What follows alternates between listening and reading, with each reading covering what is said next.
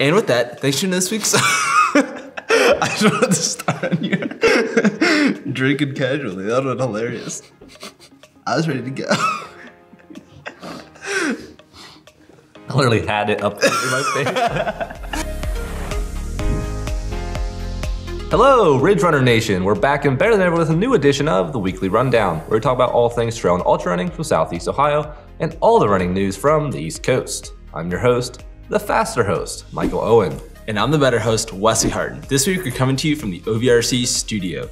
We have results from the Uwharrie 40 miler, the John Dick Krusty Memorial 50K, the Hallucination 24-hour, and more. We'll also highlight all the running news from the East Coast and the world of Strava. But first, a look at the Paul Barty streak. Paul Barty extendió su racha de media maratón e 425 semanas. Su carrera tenido la mitad semana part con Davis. Gracias. It's not bad for the first time ever speaking Spanish. Well done. And Ridge Runner Nation, here it is, the moment you've all been waiting for your entire lives. I'm excited to give away the Iron Furnace Trail Run Race Entry giveaway right here, right now. We're doing it. So, and if they've been waiting their whole lives for this, their life's supposed to be pretty boring. Oh, I'm so excited. So here we go. We got a bunch of names. We've made some papers. They're all in here. This is red bag here. And I'm about to pick it. So the winner of the Iron Furnace Trail Run Race Entry is this folded up piece of paper. Stephen Lewis. Oh, no way. Stephen, congrats on the Iron Furnace Trail Run Race Entry. We look forward to seeing you. I'm excited to see you out there. And best of luck. Yeah, we'll shoot you a message with the information. But yeah, see you in April.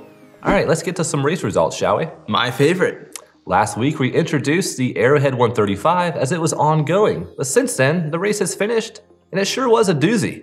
Being one of the coldest years in event history, with temperatures said to have reached a wind chill of -55, the Arrowhead 135 picked up national attention with coverage from the likes of CNN, Time, USA Today, and NPR. And of course, Ridge Runners. Definitely the biggest media outlet. Seeing pictures and hearing accounts of this year's race just makes this thing seem crazy. And crazier yet, this is in the lower 48 states of America. Who knew it was this cold here? Out of the 146 starters between the bike, run, and ski category, just 52 finished, and only 13 of those were runners. Looks like Jovica Spacek and Scott Hoberg decided to come in together for the first place tie in 36 hours and 9 minutes. Here they are.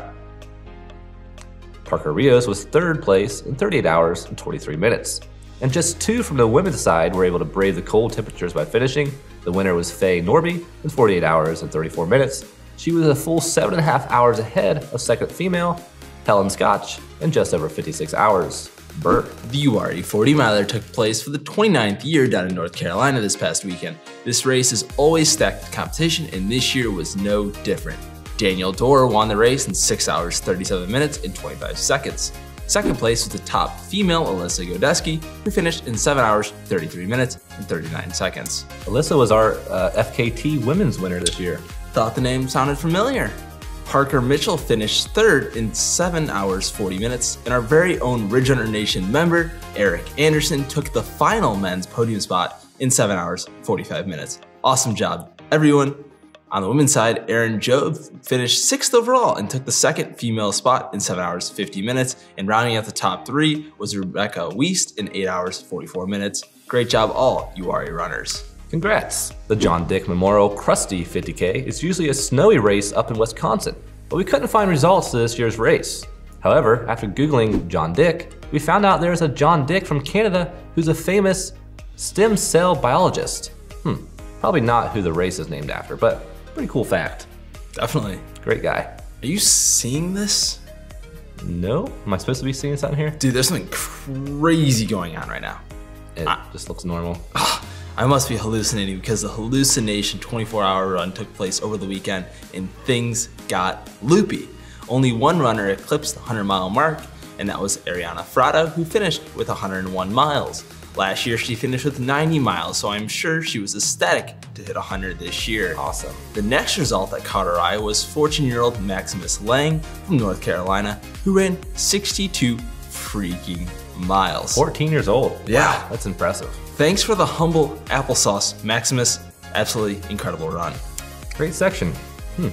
Now for our Strava rundown, where each week we highlight all the interesting activities and achievements from runners all across the East Coast. If you want to get noticed on the rundown, join the Ridge Runners Club on Strava by visiting the link below. Yeah, the rain drop. Rain dance, yeah, springtime's coming up. It is raining outside today, actually. You gotta always stay new, keep it hip with all the young people out there. Hip, that's right, that's what I am. Tirza Costello ran the Cedars Frostbite $10 half marathon near Nashville over the weekend. She ran a 1:41, which was good enough for a 7:46 pace. Her watch only logged 13.03 miles, however. Does that still count as a half marathon if Strava doesn't think so? I don't think so. If it's not on Strava, it's not real. Exactly. Nevertheless, awesome race, Tirza.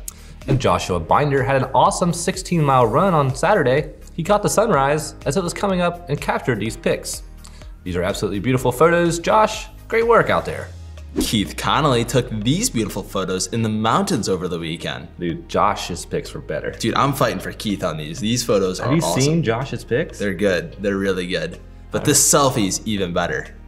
Keep up the grind, Keith, and great run.